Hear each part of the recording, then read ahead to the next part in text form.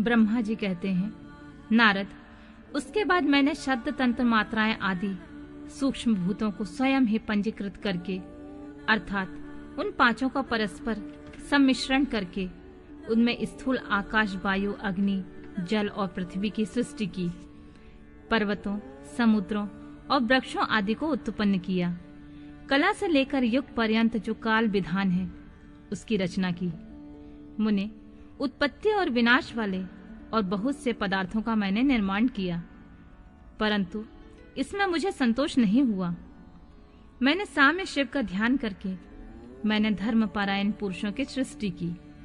अपने दोनों नेत्रों से मरीचिकों को, हृदय को मृग को, शिर से अंगिरा को, व्यान वायु से मुनिश्रेष्ठ पुलह को, उदान वायु से पुलस्त्य को, समान वायु से वशिष्ठ को, अपान से कृतु को, दोनों कानों से आत्री को, प्राणों से दक्ष को, गोद से तुम को, छाया से कर्मद मोदी को तथा संकल्प से समस्त साधनों के साधन से धर्म को उत्पन्न किया। मुनिश्रेष्ठ, इस तरह उन उत्तम साधकों की सृष्टि करके महादेव जी की कृपा से मैंने अपने आप को कृतार्थ माना। तत्पश्चात संकल्प से उत्पन्न हुए धर्म मेरी आज्ञा से मानव रूपी धारण करके साधक की प्रेरणा से साधन में लग गए। इसके बाद मैंने अपने विशिष्ट अंगों से देवता, असुर आदि के रूप में असंख्य पुत्रों की सृष्टि करके उन्हें भिन्न भिन्न शरीर प्रदान किए। मुने, तदंतर अंतर्यामी भगवान शंकर की प्रेरणा से अपने शरीर को 2 भागों में विभक्त करके मैं दूरूप वाला हो गया। नारद, आधे शरीर में स्त्री हो गया, आधे से पुरुष। उस पुरुष ने स्त्री के गर्भ से सर्व साधन समर्थ उत्तम जोड़ों को उत्पन्न किया। उस जोड़ों में जो पुरुष था वह स्वभावभू मनु के नाम से प्रसिद्ध हुआ। मनु उच्च कोटि के साधक हुए। जो स्त्री हुई वह सतरूपा कहलाई। वह योगिनी एवं तपस्विनी हुई। तात मनु ने वैवाहिक विधि से अत्यंत सुंदरी सतरूपा का पारिग्रहण किया और उससे वे मैथुन जाति सृष्टि उत्पन्न करने लगे। उन्होंने शतरूपा से प्रियवत तथा उत्तानपाद नामक 2 पुत्र और 3 कन्याएं उत्पन्न की। कन्याओं के नाम आकृति, देवहूति और प्रसूति। मनु ने आकृति का विवाह प्रजापति रुचि के साथ किया। मंजली पुत्री देवहूति कर्मत को ब्याह दी और उत्तानपाद की सबसे छोटी बहन प्रसूति प्रजापति दक्ष को दे दी। उनकी संतान परंपराओं में समस्त चराचर जगत व्याप्त है। रुचि से आकृति के गर्भ से यज्ञ और दक्षिणा नामक स्त्री पुरुष का जोड़ा उत्पन्न हुआ। यक्ष के दक्षिणा से 12 पुत्र हुए। मुने, कर्मत द्वारा देवहूति के गर्भ से बहुत से पुत्रियां उत्पन्न हुई। दक्ष के प्रसूति से 24 कन्याएं हुई। उनमें से श्रद्धा आदि 13 कन्याओं के विवाह दक्ष ने धर्म के साथ कर दिए। मुनीश्वर, धर्म की उन पत्नियों के नाम सुनो। श्रद्धा, लक्ष्मी, धृति, तुष्टि, पुष्टि, मेघा, क्रिया, बुद्धि, लज्जा, वसु, शांति, सिद्धि और कीर्ति, ये सब 13 हैं।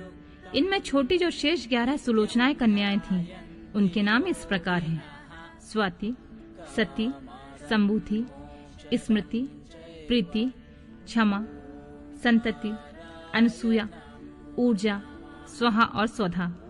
भृगु, शिव, मारीच, अंगिरा मुनि, पुलस्त्य, पुलह, मुनिश्रेष्ठ कृतु, अत्रि, वशिष्ठ, अग्नि और पितरों ने क्रमशः इन ख्याति आदि कन्याओं के साथ पारिग्रहण किया। भृगु आदि मुनिश्रेष्ठ साधक हैं। इन संतानों से चराचर प्राणियों सहित सारी त्रिलोकी भरी हुई है। इस प्रकार अंबिकापति महादेव की आज्ञा से अपने पूर्व कर्मों के अनुसार बहुत से प्राणी असंख्य श्रेष्ठ द्विजों के रूप में उत्पन्न हुए। कल्प भेद से दक्ष के 60 कन्याएं बताई गई हैं। उनमें से 10 कन्याओं का विवाह उन्होंने धर्म के साथ किया। 27 कन्याएं चंद्रमा को ब्याह दी और विधि पूर्वक 13 कन्याओं का हाथ दक्ष ने कश्यप के हाथ में दे दिए। नारद, उन्होंने 4 कन्याएं श्रेष्ठ रूप वाले अरिष्टनेमि को ब्याह दी तथा भृगु, अंगिरा और कुशाग्र को 2-2 कन्याएं अर्पित की। उन स्त्रियों से उनके पतियों द्वारा बहुसंख्यक चराचर प्राणियों की उत्पत्ति हुई। मुनि श्रेष्ठ दक्ष ने महात्मा कश्यप को जिन 13 कन्याओं का विधि पूर्वक दान किया था, उनकी संतान से सारे त्रिलोक व्याप्त है। स्थावर और जंगम कोई भी सृष्टि ऐसी नहीं है जो कश्यप की संतानों से शून्य हो। देवता, ऋषि, दैत्य, वृक्ष, पक्षी, पर्वत तथा तृणलता आदि सभी कश्यप पत्नियों से पैदा हुए हैं। इस प्रकार दक्ष कन्याओं की संतान से सारा चराचर जगत व्याप्त है। पाताल से लेकर सत्यलोक पर्यंत समस्त ब्रह्मांड निश्चित ही उनकी संतानों से सदा भरा रहता है, खाली नहीं होता। इस तरह भगवान शंकर की आज्ञा से ब्रह्मा जी ने भली भांति सृष्टि की। पूर्व काल में सर्वव्यापी शंभु ने जिन्हें तपस्या के लिए प्रकट किया था तथा रुद्रदेव ने त्रिशूल के अग्रभाग में रखकर जिनकी सदा रक्षा की, वे ही सती देवी लोकहित का कार्य संपादित करने के लिए दक्ष से प्रकट हुई थीं। उन्होंने भक्तों के उद्धार के लिए अपनी लीलाएं की।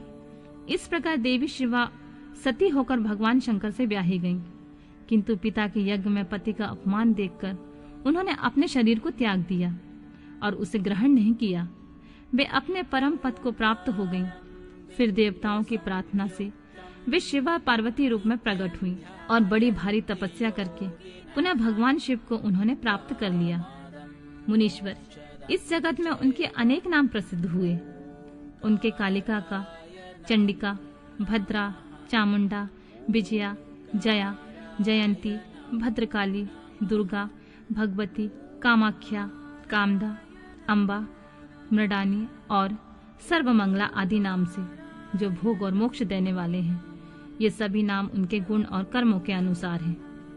मुनिश्रेष्ठ नारद, इस प्रकार मैंने सृष्टि क्रम का जो तुमसे वर्णन किया है, ब्रह्मांड का यह सारा भाग भगवान शिव की आज्ञा से मेरे द्वारा रचा गया है।